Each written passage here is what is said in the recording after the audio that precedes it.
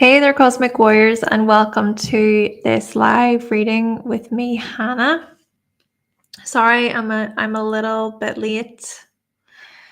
I was honestly just sitting on the sofa, relaxing a bit, but I'm here, and I'm gonna wait a couple of minutes for others to join. See who joins this live reading session, and I hope you are having a lovely Sunday today.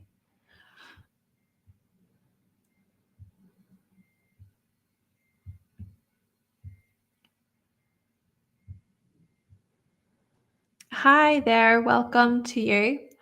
So this is a live reading session, and in order to book, you go down below. And as a projector in human design, I will wait. And naturally, if you're interested in being guided using your birth chart today, then let me know. The links are down below on how to book.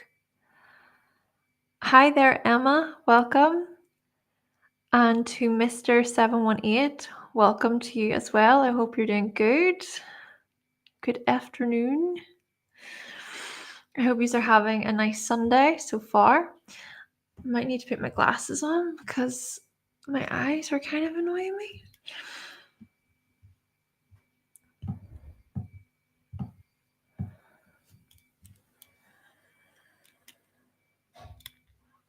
Let's see.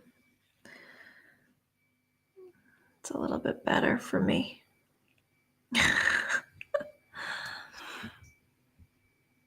Oh, they're a bit dirty, to be fair. I might need to wipe them a bit. So, if you are interested in booking a reading, the instructions are down below. These are live mini readings.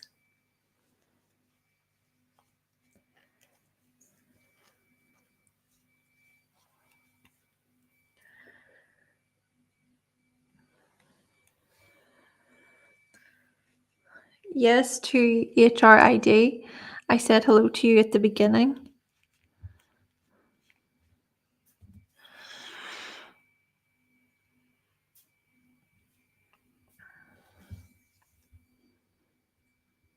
Oh, you're doing your laundry. So yeah, Sunday is a good day to do things like that.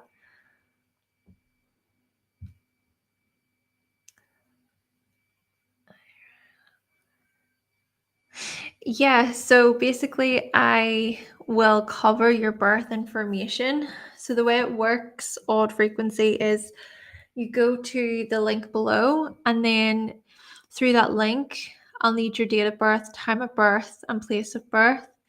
And then I will hide the information. I will hide that information.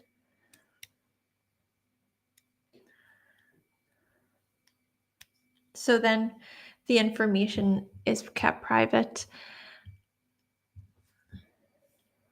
Hello to America Homeland.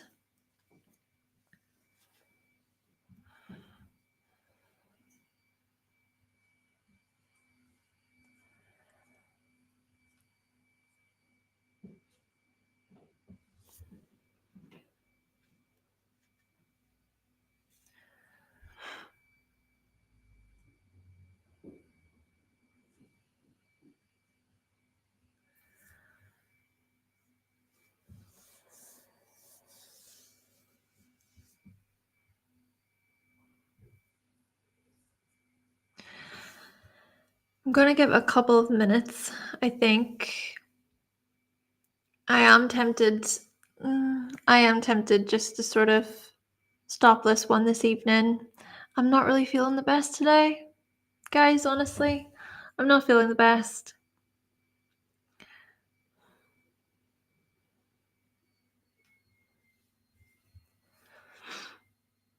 Hello to the Akashic Records.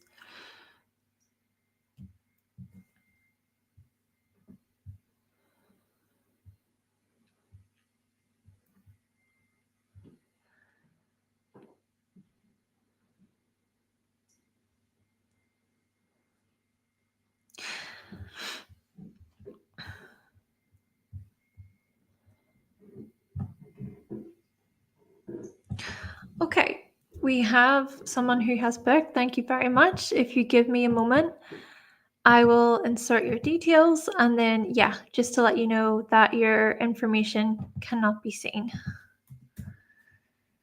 Thank you so much.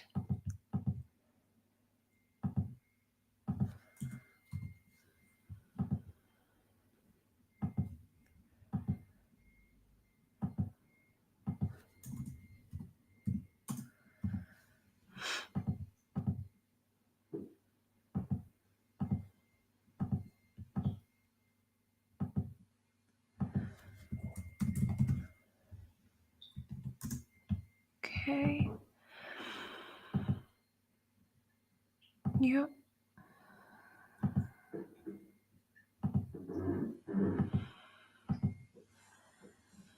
Okay.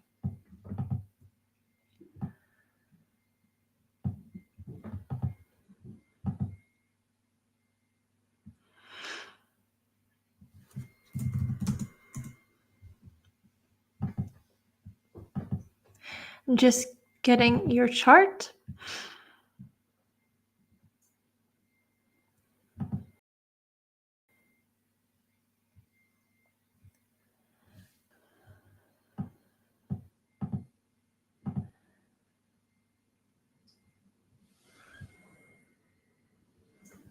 Okay.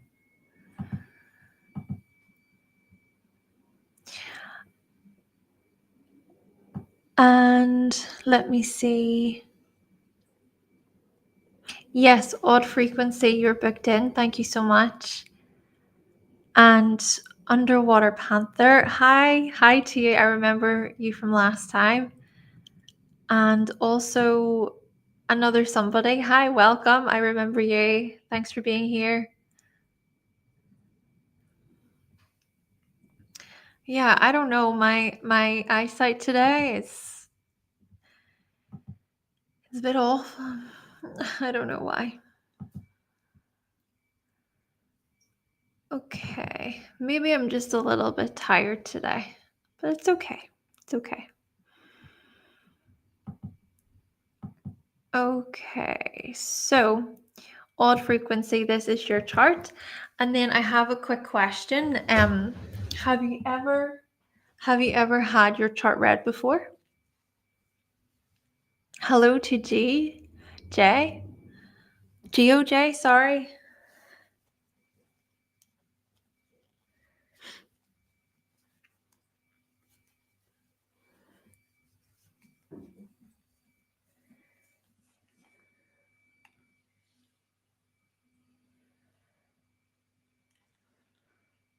Okay, that's a bit better. That's much better. Okay.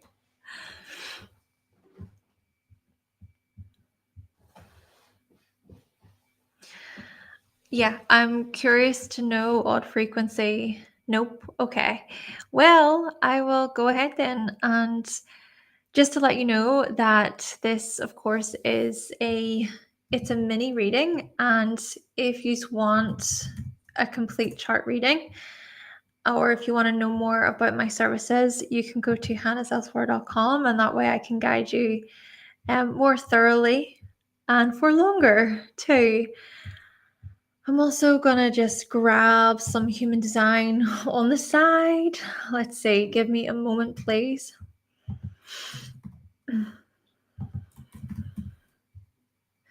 I'll not be reading your human design chart, but I always like to have it beside.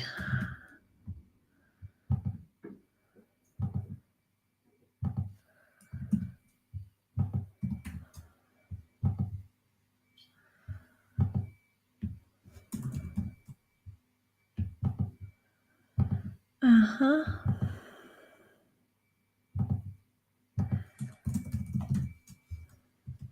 Okay, cool. Let's have a look. All right. Good to know. Okay. You have been studying astrology for a while now. Well, odd frequency, just to let you know that whilst I am reading your chart, I will not be looking at the chat, but we'll check in with each other after. Okay, great. Thank you so much. Right, let's explore you. Odd frequency. Your life path is certainly an unconventional one. You're someone who thinks for yourself. You challenge the status quo. You challenge authority. And you're also a deep researcher, a deep investigator. You want to know the why behind everything. And this is so much about your identity, how you show up in the world. And it could be suggested that, especially when you were younger, and hey, even today, but you might have decided to go in and out of different groups, sort of seeing, okay, who do I connect with? Who do I relate to? And then not really joining super closely to others, not attaching super closely. And then I also see this as you being quite unconventional in your views. So you're always thinking ahead, and then the moment that others try to catch up, you're already on to the next thing. I see this as you even being quite a scientist. You can have this scientific mind and you tend to think outside of the box, right? You want to innovate whatever space you're in. And this is the type of messaging that was taught to you. It's almost like your outer environment taught you to think for yourself, whether that be in direct ways or indirect ways, but this is what you came to learn. And then I also see this as you being quite a likable person, in that you can be very friendly and very engaging with others, but you also really need your space. You need your alone time. Plus, I also see this as you being someone who learns a great deal from your mistakes. You learn so much from your experiences. And maybe to you, life is to be experienced. It's a journey. Now, whenever we think about the sun in Pisces and this moon influence in Virgo opposite, I wonder then maybe you were born just after a full moon in Virgo. So that's, maybe look that up. But yeah, it's interesting to see that opposition. So what I get from this is that, well, you have a very imaginative mind as well. You might have been quite a distant individual, maybe in your own world, but then also very analytical at the same time, right? Very introspective. I see this as you being someone who you want to learn about your depths. You want to learn about all of the kind of mechanics and how you function, how you operate. But maybe so much so that at times this mechanical stuff, this analytical stuff, can take you away from more of this intuitive side of yourself, this spiritual side of yourself. But then just as much, there can be times when you're so maybe in your own world or dreaming up things that it can be difficult for you to feel grounded. So there's something here about trying to balance these seemingly very opposite sides of you. And I'm thinking that maybe this has been a bit of a lifelong journey for you. I do see this as the beauty really coming from your ability to look deeper within and to make sure that no No stone is left unturned. I even partly see this as you being a very intense person, right? You can have really profound emotions, and maybe you felt very misunderstood in many ways growing up. And maybe that could have created some kind of inner turmoil within you, or this frustration, this kind of, who am I? And where do I fit in? Where do I belong? I don't really feel like I'm part of this thing or that thing.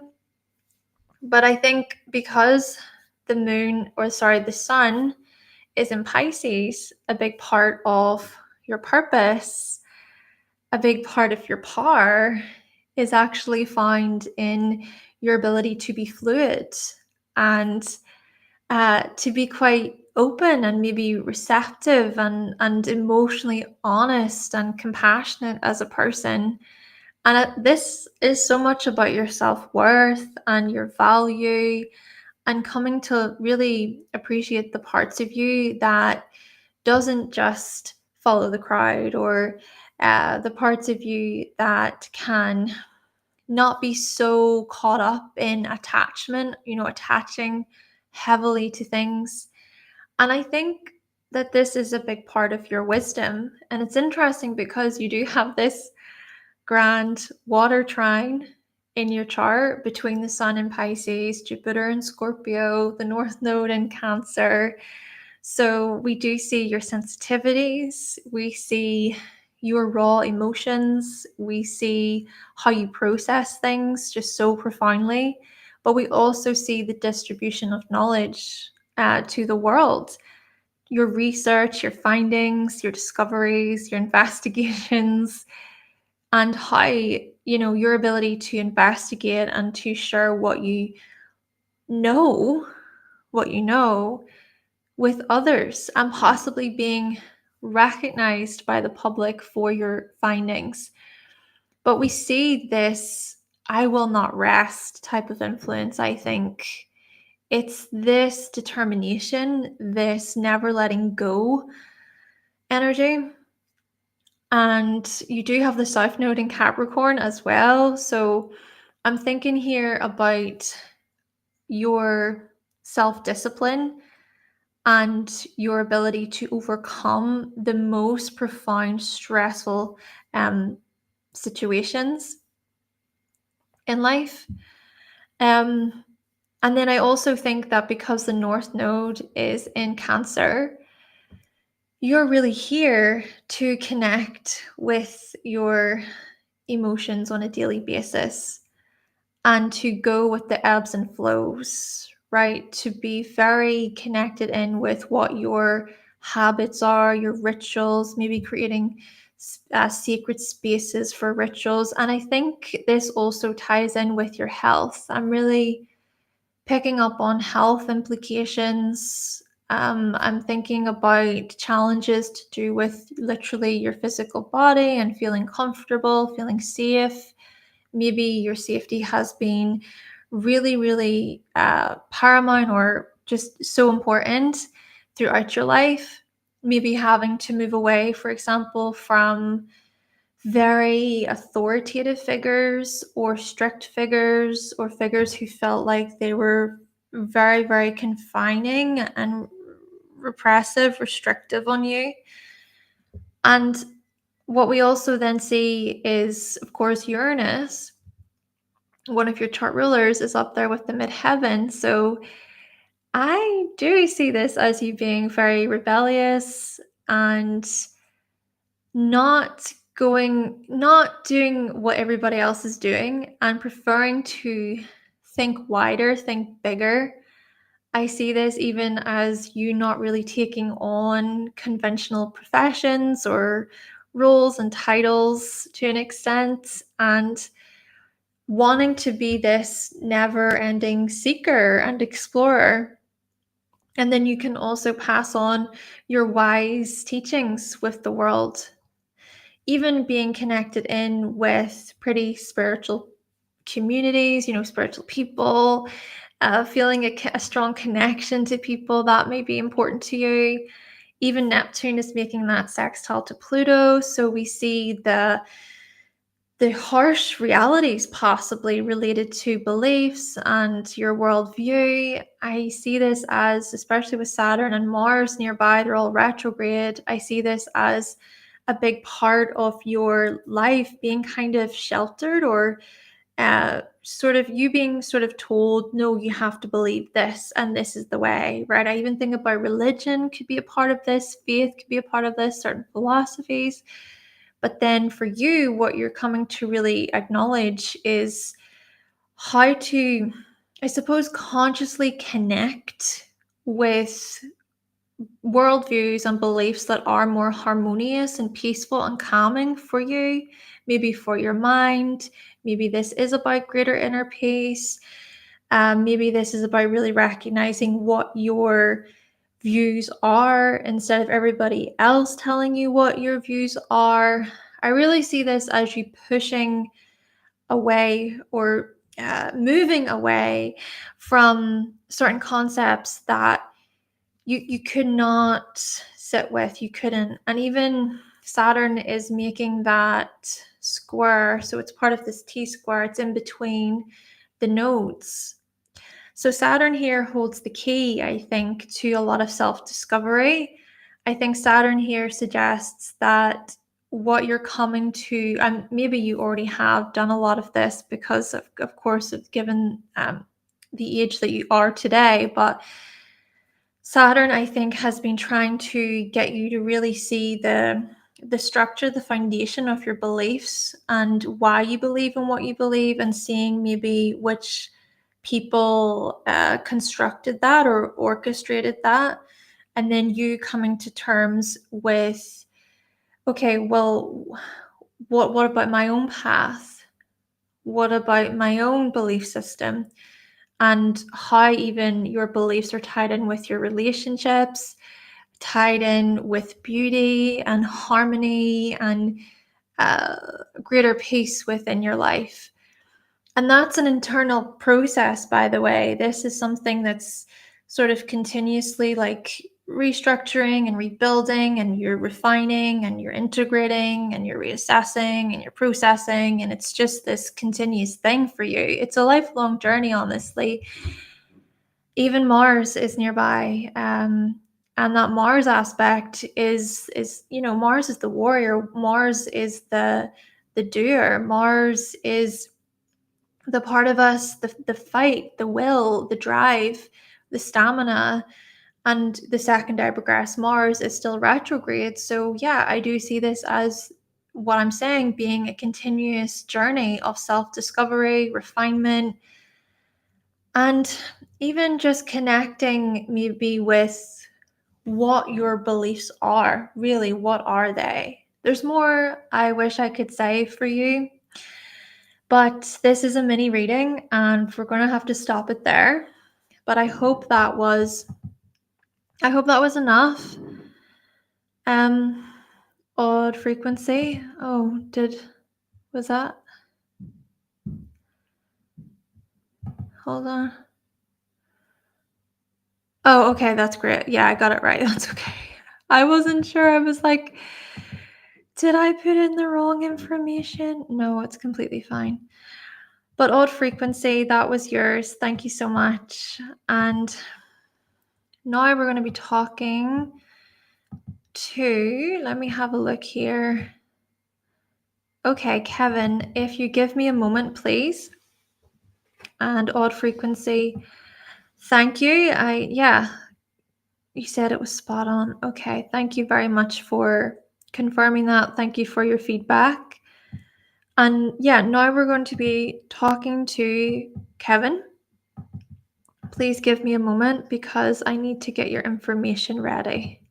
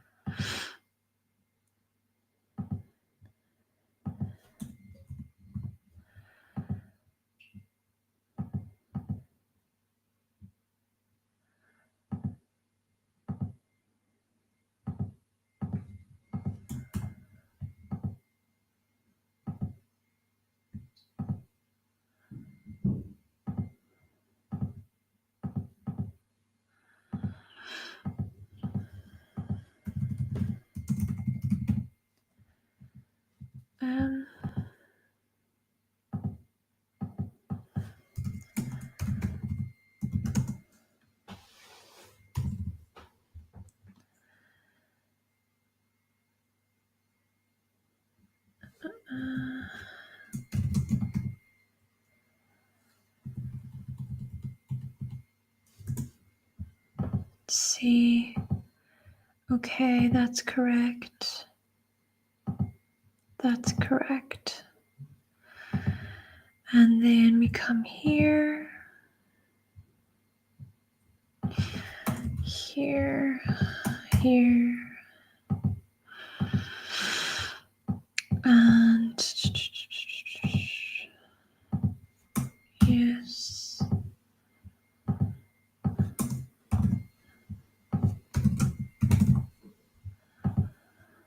Okay, save here.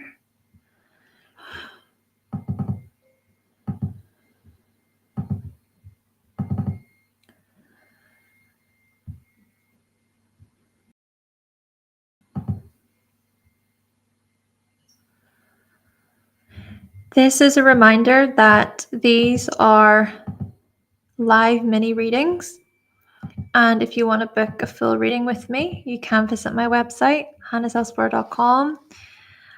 Hello, welcome to Lauren. Hi, thank you so much for watching. That's really lovely of you to say. And if I have a look here, okay, odd frequency, Saturn.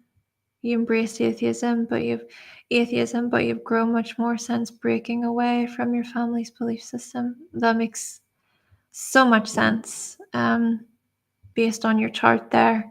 Wow. Thank you very much for sharing your personal experiences. And that's challenging, I'm sure. Hello to Tanya. Welcome to you. Also, I want to highlight that after your reading, Kevin, we're going to be exploring Heather's reading. Yes, Heather, I'm glad that you were able to catch a live. And Tanya, the instructions are down below. So basically what you do is you go to the link, and then I need your date of birth, time of birth, and your place of birth.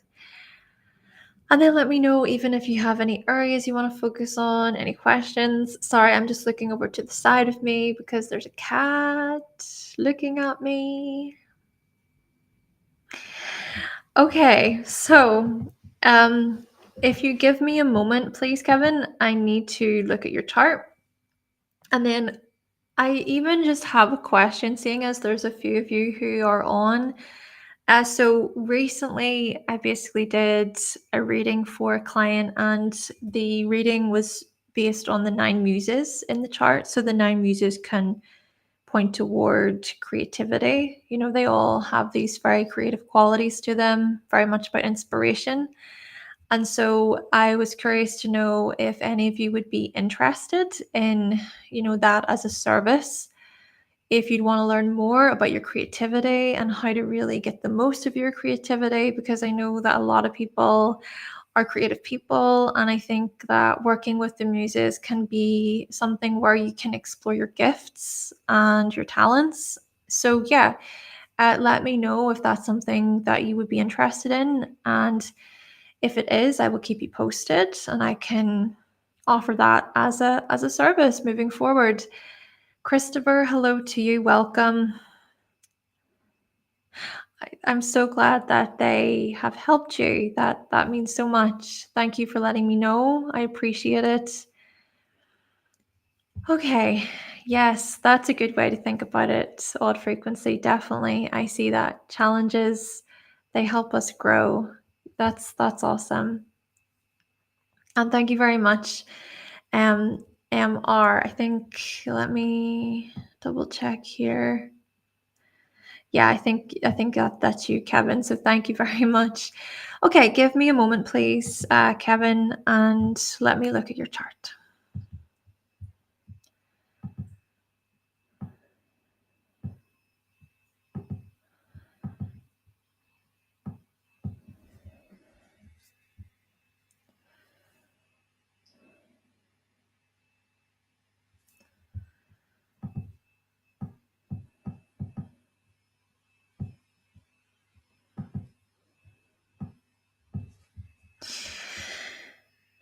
Okay, let me settle in and focus on you. Okay. Kevin, let's talk about you. So, what we see here is that, especially during your younger years, you might have moved quite a bit. That's a possibility. Whether this be you literally relocating as a child, you changing countries, moving to a different country, maybe learning in a different country, or you learning in a location that was pretty far away from your home. Then again, this can also manifest as you being truly raised within a particular belief system or a way of life. And maybe for you, you did identify more so with whatever that belief system was. But even on that note, we further see the dissolve, right? We see this dissolving of your identity, but we can also look at this through a lens of the transcendence of the self, maybe transcending your ego, so to speak, for a higher power. Maybe you're someone who prides yourself on what you believe in, what you share, what you know, right? So the knowledge you have gained. And maybe there's also a big part of you that seeks to share what you have learned with others. I also even see this as you having quite the uplifting spirit, almost like you want others within your environment to feel happy and to feel good about themselves. I think you can be very perceptive and very intuitive. I almost get from you that you can pick up on sort of like subtleties within the atmosphere, little things that maybe are not said or little things that go unnoticed. And equally, I think that you tend to absorb a lot of stuff, so a lot of energetic things from other people, which I think is why it's so vital for you to separate, for you to distance, for you to disconnect, for you to have your own space. And then I'm also thinking that you bring, right? It's like your energy is so infectious, right? It's so attractive and magnetic, and people want to be around you. You almost know just what to say so that other people feel seen and they feel like you care, they feel like, oh my goodness, Kevin's listening to me, or Kevin wants to know about me and my story. Maybe you're a pretty big storyteller yourself with Mercury conjunct the ascendant, but you also like to listen to other people's stories, right? I see this as you partly being quite out there and open and engaging, but equally, I see this as you needing your time away to sort of process and feel and experience and integrate. But still, I would say that this emotional stuff, right? You can be like an emotional sponge, whether you maybe realize it or not, but you might pick up on a lot of people's emotional stuff, their highs and lows, right? And this within itself can suggest that you make for a pretty like social, or how do we say, you have the skills to be able to relate to people. You have the skills to be able to identify with what other people are going through. I think you can be rather compassionate and empathetic. Okay, let's then equally think about how the moon and Mars are in Capricorn in the second house. So whilst there is most likely above the surface this big part of you that even comes across as quite larger than life, and maybe you're always traveling or you're always doing things and wanting to learn and grow, and that's really important to you. There's this other part of you that's very like strict. Is strict a strong word? There's this other part of you that's quite disciplined and to the book. It's like, I have my goals, I'm working on my goals, I can't make that.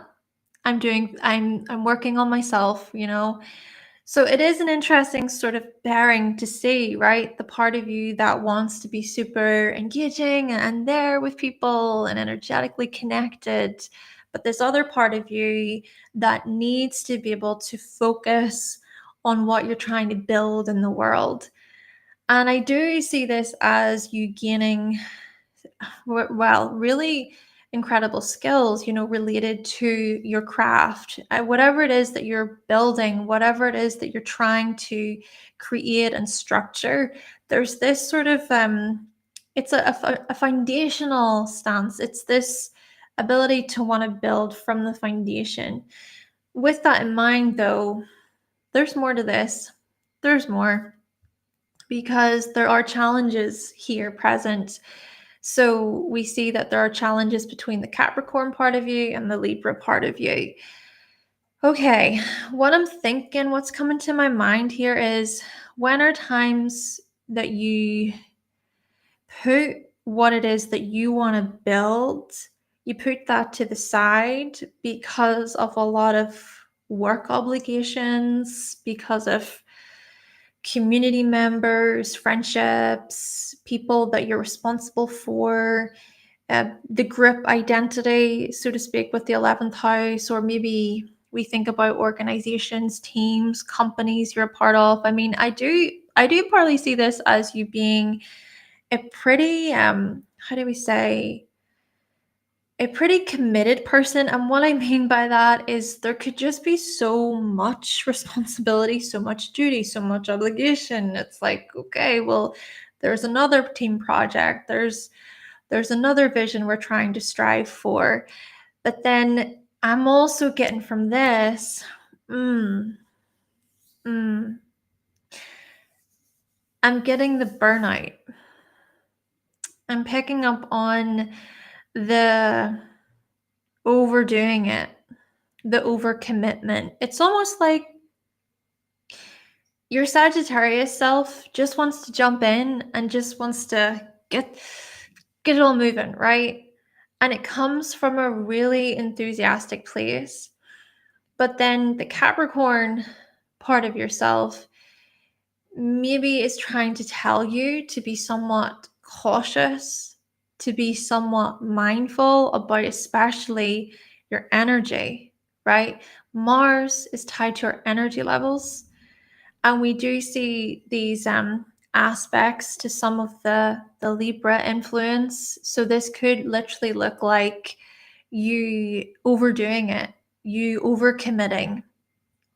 This could also look like you may be taking on certain roles or projects that aren't actually aligned with what you want to do. And then we also see here the trine to Chiron in the 6th house. And Chiron is in Taurus. And I think Chiron is here to try to remind you about your health. There's major messages about your health here and how you tend to overdo. But then there's also something here about security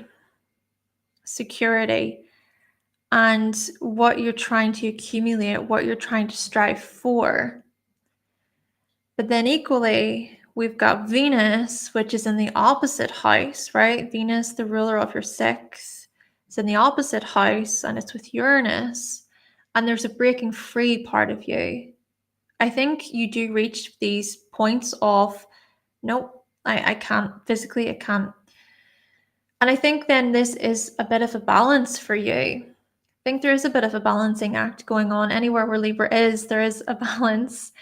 So maybe, for example, it's about trying to assess energetically where you feel more aligned, where you feel more drawn, because I'm even thinking that you have incredible skills. Like you are someone who prides yourself on self-mastery with Capricorn, especially in the 2nd house of skills.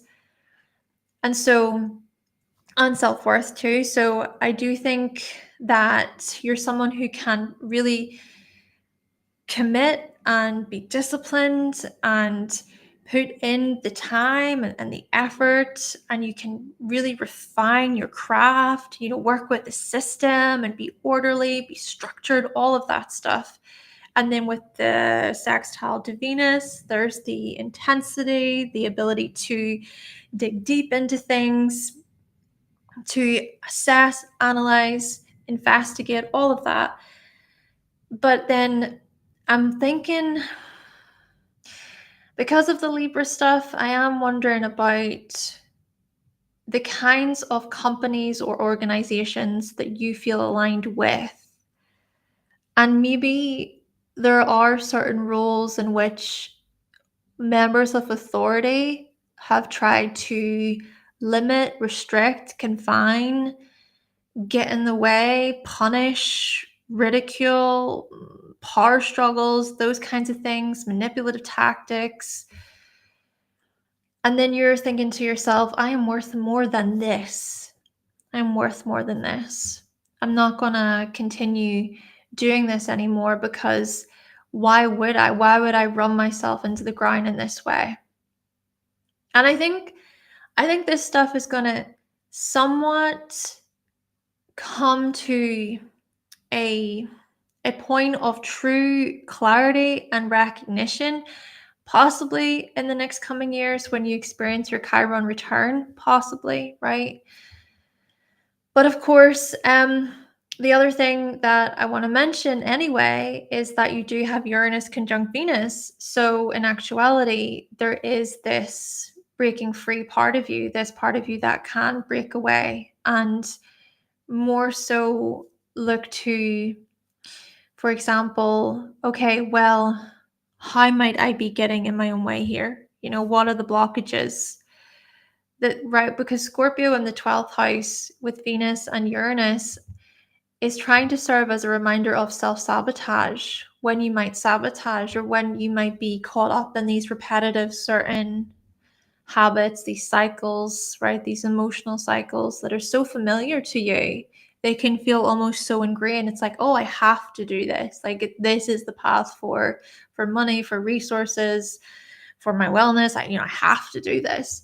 But I'm thinking that there is this part of you that, in a way, intuitively knows what is best for you, spiritually, especially here. Yeah. Yeah, I think that is us, Kevin. This, of course, is a mini reading.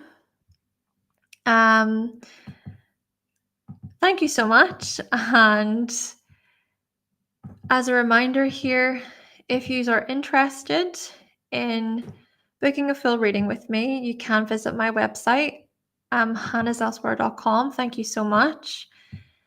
So we're going to now explore Heather. Thank you, Heather. And then Tanya will explore yours. Thank you very much for booking. Let's have a look. Let me have a look here.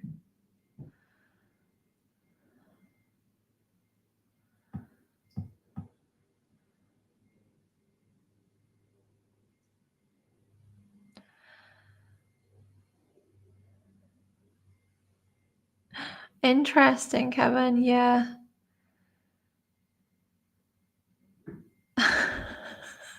For sure. Oh my goodness.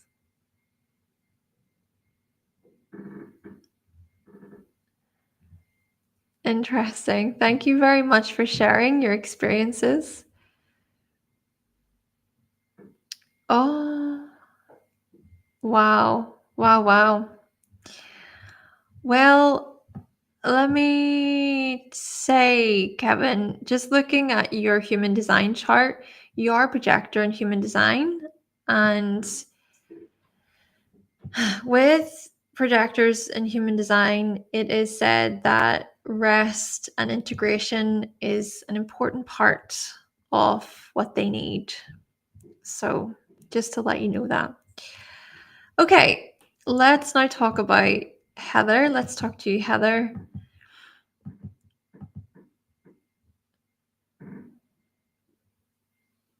What's that? I think 2.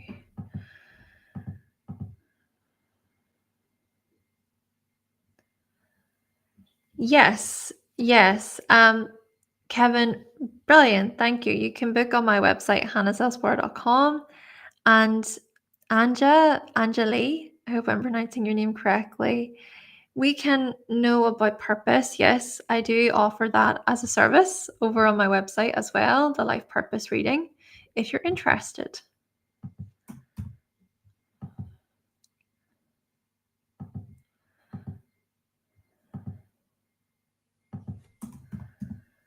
Okay, Heather, give me a moment, please.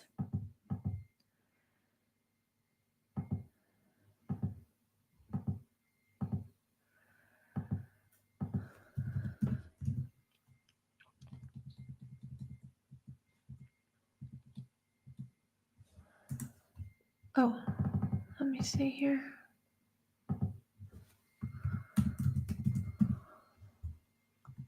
Okay, that's it.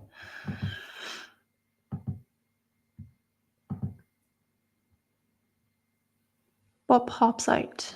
Pick up on the most. Oh, okay. Love it. Love questions like this. Brill. Okay, let's have a look.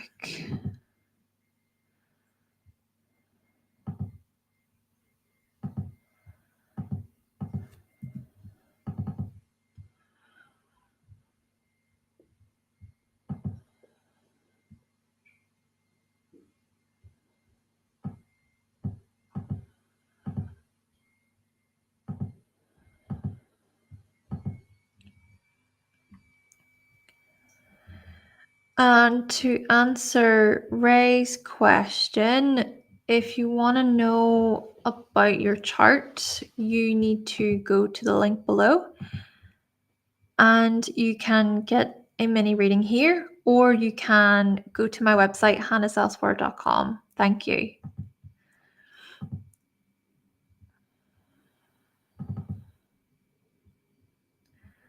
Okay, here we go, Heather. Let me see. I want to get your human design chart as well.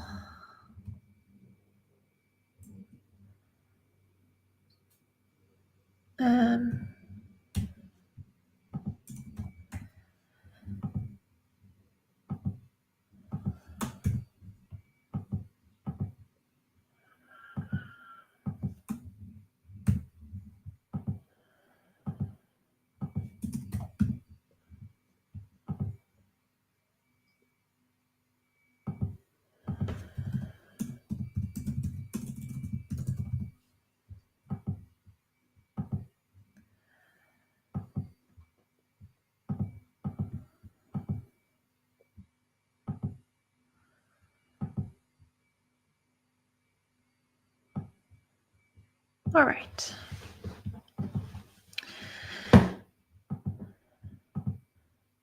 Okay. I am going to now look at your chart and go from there. Thank you so much.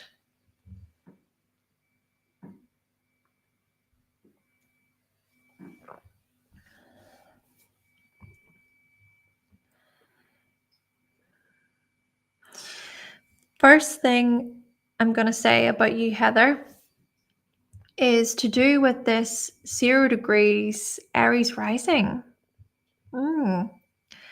There's something quite potent about this influence in your life. Okay, of course, 0 degrees, it's a critical degree. It's said to be quite powerful, quite fresh, taking on this very fresh influence. And then 0 degrees is also in this decan, the Mars decan. And what's Mars? Mars is about passion, energy. So to me, what this indicates is that you come into life so motivated, so passionate, so inspired. There is a lot that you want to achieve. And you have the boldness, the pure dare, right, to do it. You have the fight to do it. And it could also be suggested that to an extent you have a lot of stamina, endurance, determination, and willpower. Because Mars, your ruler, the chart ruler, it's located in Taurus and it's conjunct Jupiter. To me, what this indicates is you having like so much like energy or so much drive, and it's a matter of where do I place this? You know, it can really feel like that. Where on earth do I place this? And so maybe for you, a part of this actually involves being able to slow down, being able to regulate somewhat, or being able to use discernment with relation to where you place your focus, where you place your energy. And then that, I think, is where so much of your knowledge and your wisdom can come through. It's within those spaces whenever you're able to stop and think, or whenever you're able to stay at something, to like really stick at something and see it through until the end. To see it through until the end.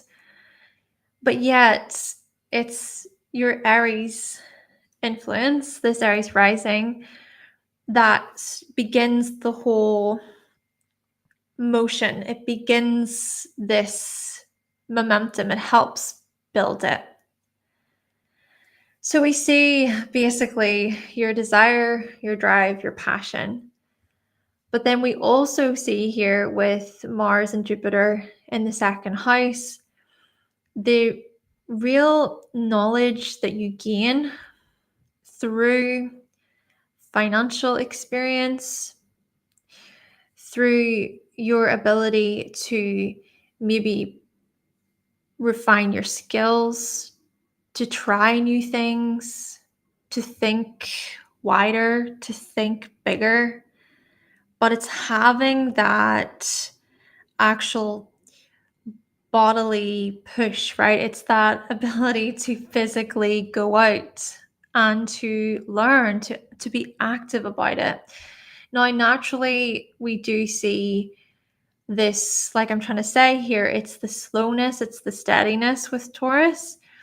But there's something so powerful about this Taurus influence that says whenever you learn, it's almost embedded into your mind, into your kind of higher awareness. But then I'm also seeing your desire to want to expand, right? To expand your consciousness. And to me, this is quite interesting because you've got one Gemini in the third house of intellect, the third house of our childhood cognition. And Gemini can be quite fast-paced, witty. There's a curiosity present. But then also we see Mercury in Aquarius. And so Mercury in Aquarius is known as this innovator, the one who sees into the future, seeing the patterns, and maybe thinking more on the higher plane, or maybe being able to pick up like these insights that just sort of drop from nowhere almost. But then also we see within community, right? It's your ability to be within community and to learn from like minds, to learn from people within your environment, you know, even to learn more so about the very depth of humanity and why we're here and where did it all start, and you know, is this real? Are we a part of some kind of matrix? Or you know, it's this kind of curiosity that hey, it might suggest that many people don't get you, they don't understand, right? But also you can find people who do, people who are a part of your tribe. Even that square to Pluto, right? Mercury's making a square to Pluto in the 8th house.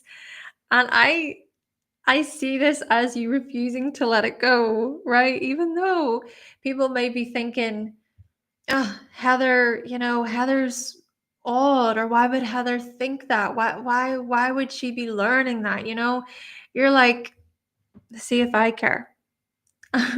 And then you want to even dig in even deeper, even deeper. It's almost as if to say, I'm going to prove you all wrong. I really don't care, right, with this influence. But then it's also the profound insights that you share in that one day people will see. That's the thing about the 11th house. It's kind of in the future, and Aquarius is in the future. One day people will see. Okay, let me also think about how you do have this Pisces in the 12th and you have this Capricorn in the 10th. Okay, excuse me. With this 12th house influence, let's explore that a second, because the Sun is there, North Node, and Venus. So in actuality, a big part of your purpose, a big part of your life path and your destiny, your soul's mission, North Node, is to be able to unravel, discover the secrets, right? The secrets of the universe. It's this ability to dive deeper, but not just on this intellectual level, like I've been trying to get at. This is also about that spiritual depth. This is about connecting with a higher power. This is also about being able to escape into your own world. Okay? But equally, remember the South Node is in Virgo, and so there is a bit of a balancing act going on here. And the balancing act, I think, to an extent, is you showing up maybe analytically, you showing up within the everyday and thinking, right, okay, I've got to get to work, or I've got to do my routines, or I've got to assist in some way today, I've got to do my chores, right? It's this kind of systematic way of showing up, all the little things, right? And then being quite practical. But then there's this other big part of you that's sort of craving some release, some escape, some removal from all of the busyness, the rush. But then I do also see with your Capricorn, you also need that kind of grounding. And what I mean by this is the moon in Capricorn feels safe whenever there is there is some kind of order to things, or where you feel like you can provide for yourself security wise, right? There is that security in place, or there's that stability in place. But yet, you've also got Uranus nearby. And Uranus speaks to your unconventional path. Uranus speaks to your rebellion and you possibly wanting to get away from the general type of 9 to 5, for example, or to get away from super authoritative bosses and managers that watch over you, your every move. There's something here about leading a life, following a path in which you can think for yourself. And this, I think, is so much about your emotional needs. And then I also think a part of this is about getting away from how you were conditioned in many respects, because we see here that Chiron is in Cancer and it's opposite the moon. I'm wondering about those really sensitive areas here, about family, about closeness, safety. and you needing to remove from those people, from certain family members. We see possible, could be traumas, could be pain, could be something about a wound tied to a mother figure, to a family member. And then you being even on this journey in which you feel like you're trying to assist with these parts of you, you're trying to help soothe these parts of you. And then I think that's also a big driving force. It's like this stuff is subconsciously driving your actions within the public world, right? When it comes to the public stuff tied to the 10th house, and then thinking about even how people see you in the world, it's like you want to be seen as someone who is responsible, yet spiritual, yet unconventional, yet emotional, yet, it's this type of stuff. But it's all very much in this tight, orderly, neat package almost. But then I also kind of wonder how much, for example,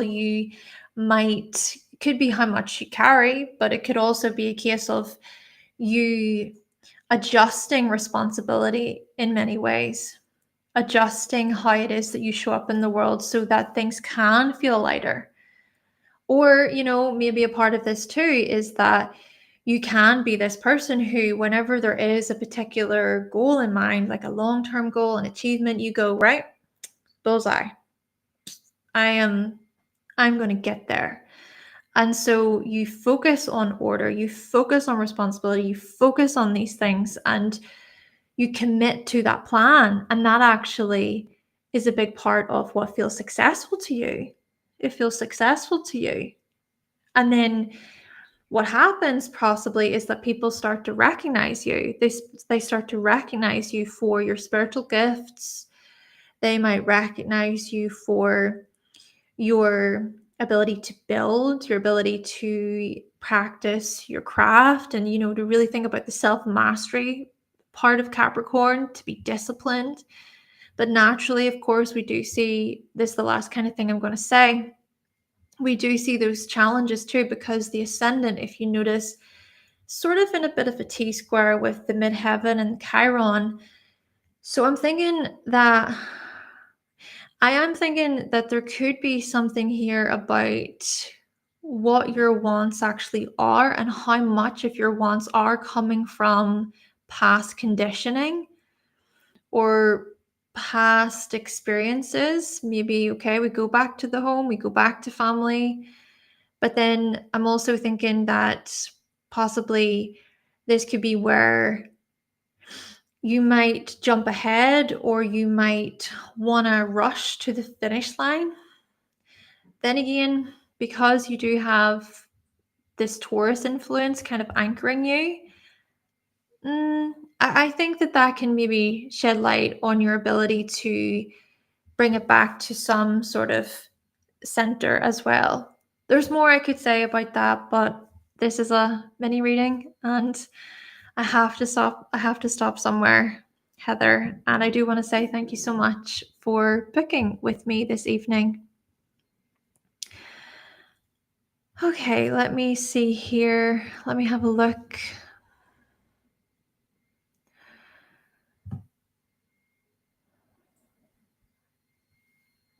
Wow. Yeah.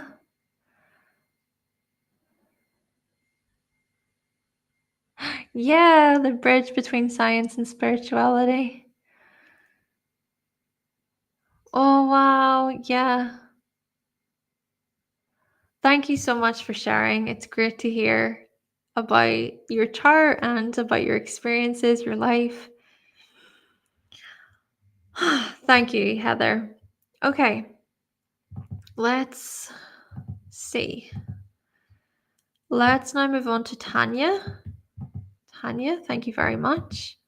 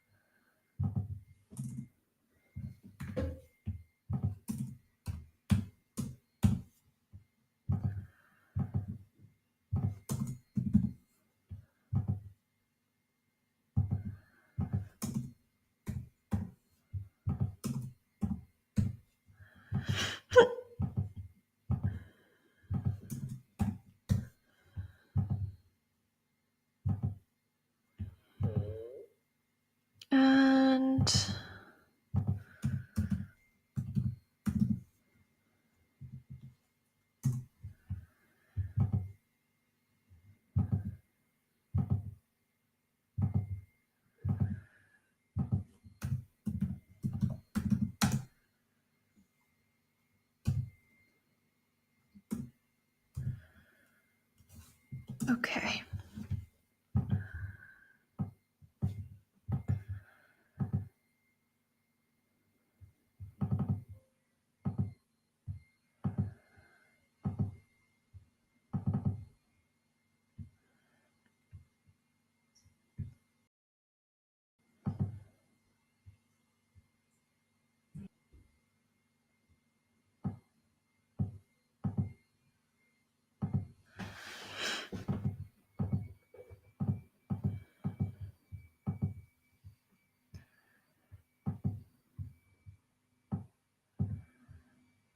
Okay, Tanya, let's have a look at your chart.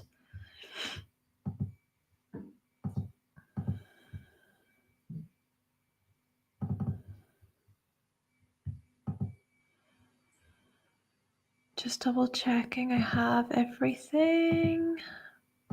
Got that all correctly. What should you be focusing on presently? All right, let me have a look even at transits and stuff like that.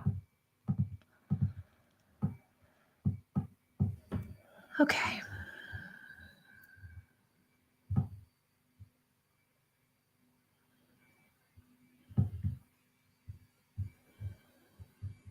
Just give me a moment and then we'll go from there, Tanya.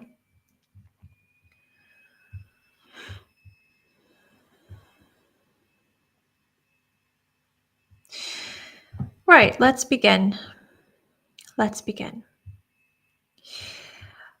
First thing I want to say for you, Tanya, is when you ask this question to do with what should you be focusing on presently, where my eyes went to was the fact that you've got Chiron in Aries.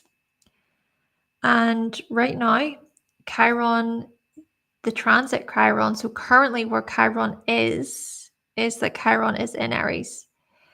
So you have experienced very recently what is known as a Chiron return. And what that tends to mean is that this is an opportunity for you to explore any unmet needs, any old wounds or pains or aches or struggles tied to things like leadership, independence, courage, asserting yourself. But you see, this is also where so much wisdom is gained. So much wisdom. And where you can also pass on your wisdom to others. So let's think about Chiron in your chart. Chiron is in Aries and it's located in the 5th house.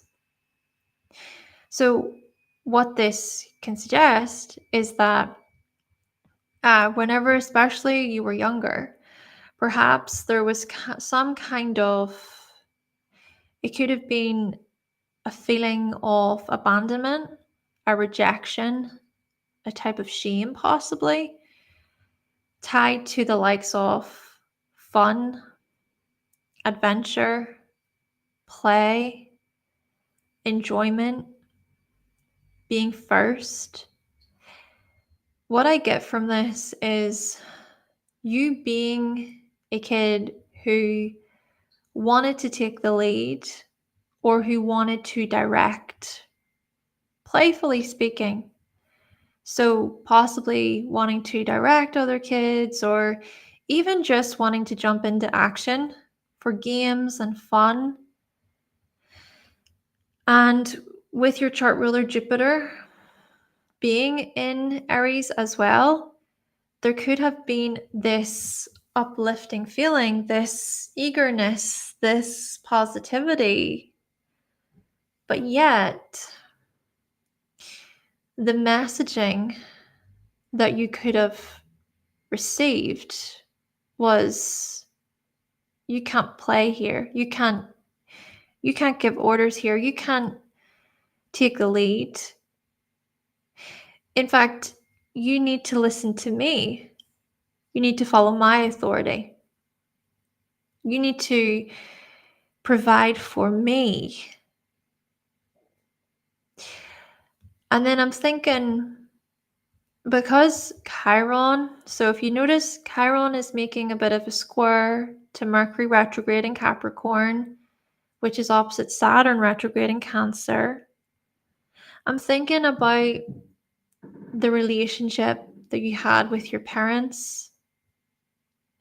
I'm thinking about any restrictive tendencies, harsh discipline, possibly punishment, not following, not being in line. Now, this isn't to suggest or say that how you were raised was a bad thing, okay, or that it was all negative. But something that I am trying to point towards here is leadership, is healing, is integration, more than healing, integration, is acceptance. So I'm wondering, because your Chiron return has been so recent, I do go to which kinds of experiences have opened up or have been looked at and maybe revisited through a lens of greater empowerment, honestly. It could be that. It could be a case of you embarking on this journey of inner exploration, connecting with your inner child, connecting with fun and play, adventure. I even think about the fact that you have the moon in Sagittarius with Neptune there, and just the sheer joy you get from being able to explore and go on trips, to try new things that may have a spiritual spin. They may be more spiritually aligned. I think about your own personal quest in life and possibly even themes of reminiscing, looking back, going back into the past. Because what do we also see? We see your very chart ruler. Chart ruler is Jupiter, by the way. Right? You've got a Sagittarius rising. Jupiter rules Sagittarius. And it's transiting your 8th house right now. So I'm wondering here about your own personal research or your look into your exploration into the past. And which kinds of moments do you look back on with this joy, with this passion, this aliveness? And it's more so about looking to that child, to you as a child. But then I'm also considering with how, so if we think about how Pluto right now is in Aquarius, and so you've got the sun in Aquarius, it's 5 degrees, meaning Pluto is very close to the sun, and what's going to happen over the next couple of years is, well, you are in for quite the restructuring of your identity. This could, for example, you finally deciding to connect with a whole new part of you. This could be about your sense of self, your ego. This could be about your beliefs, your worldviews. This could be about some kind of new training course or an educational course you take on. And it really speaks to your heart. It speaks to your sort of inventive, experimental mind. your ability to think ahead. I mean, we see with the sun in Aquarius, sextile the moon in Sagittarius, that you are a very independent person. You may pride yourself on your independence, your ability to think for yourself, to be even very creative, and to think in ways that not many people do, and being okay with that, right? It's this thing of maybe being okay with being misunderstood or not fully seen. Then again, I can't help but think that Pluto is going to awaken you to something deeper. Something deeper. It's almost like Pluto is going to tap into a very deep corner of your mind, possibly, right? The third house, a deep corner of the subconscious, and is going to awaken you to profound insights that maybe get you breaking free, breaking away from an old paradigm, doing away with an old structure or way of showing up in the world.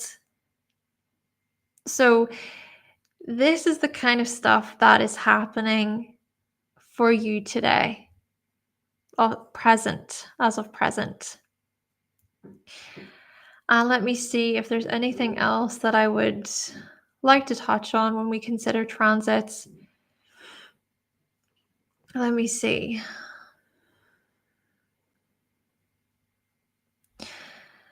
Okay, well,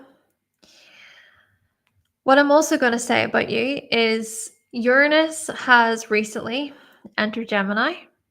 And this is the type of energy we're going to work with for about 7 to 8 years. You're getting a glimpse of it until about November time. And then by spring 2026, Uranus will be back in Gemini. But anyway, what I'm thinking with this one, because Uranus will make a trine to the sun and will eventually oppose the moon, this is where we see more of these identity changes. And it's going to be through, I think, your one-to-one relationships that these kinds of changes are going to be activated. This could, for example, be you connecting with a friend or a close relative in a whole new way.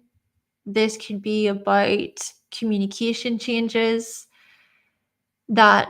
Communications that lead to a significant emotional breakthrough about freedom and independence, or this communication breakthrough could be tied in with education, be tied into transport or movement.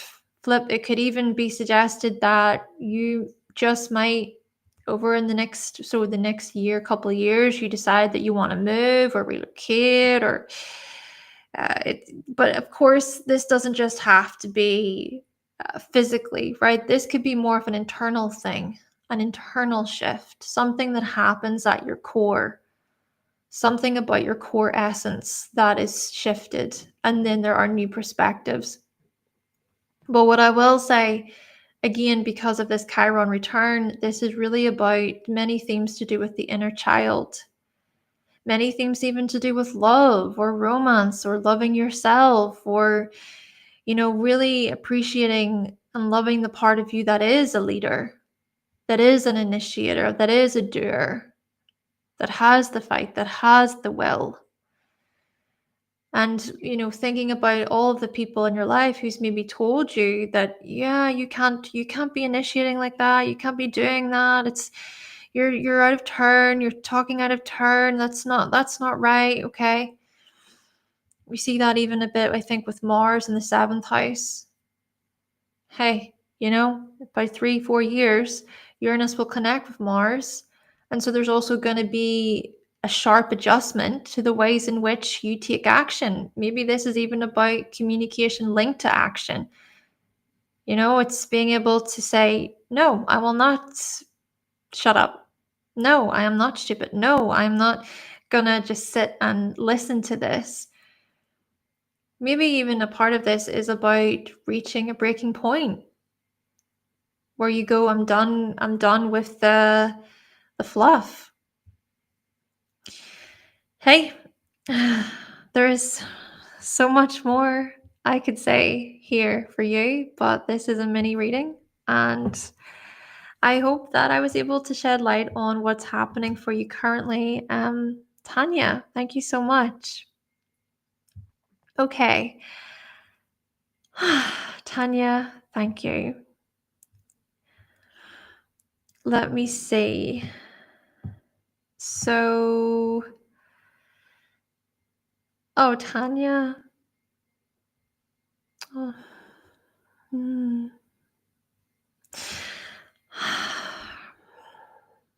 And I want to say, Zen, you have joined. The way that you book a reading is by going to the link below, though I might wrap this round up. And I think moving forward, I am going to do readings more towards the end of each month. I think that's a better thing to do. And then if you want to book a full reading with me, if you can't wait that long, then you can go to my website, okay? Let me see. I just need to double check and see if I've gotten everybody today. If I've addressed everyone. I have indeed. Yeah. I am going to get going now, everybody. But stay tuned for another time that I post about doing live mini readings. And like I said, if you want to book a full reading with me, you can go to my website, hannahselsewhere.com. Do I have someone else who just booked in? No, I don't. That's okay. I was just double checking. I got an email. And yeah, if you cannot wait a full month, if you can't wait till the end of the month to come on the lives, then certainly book with me. I'll keep you posted in the community tab about how to book with me and things like that. Thank you, everyone. And Kevin, thank you again to you. Tanya, thank you. And everybody else, thanks so much. It has been a pleasure guiding you today. And if you want me to guide you more, go to hannahselsewhere.com. Thank you. Bye, everyone.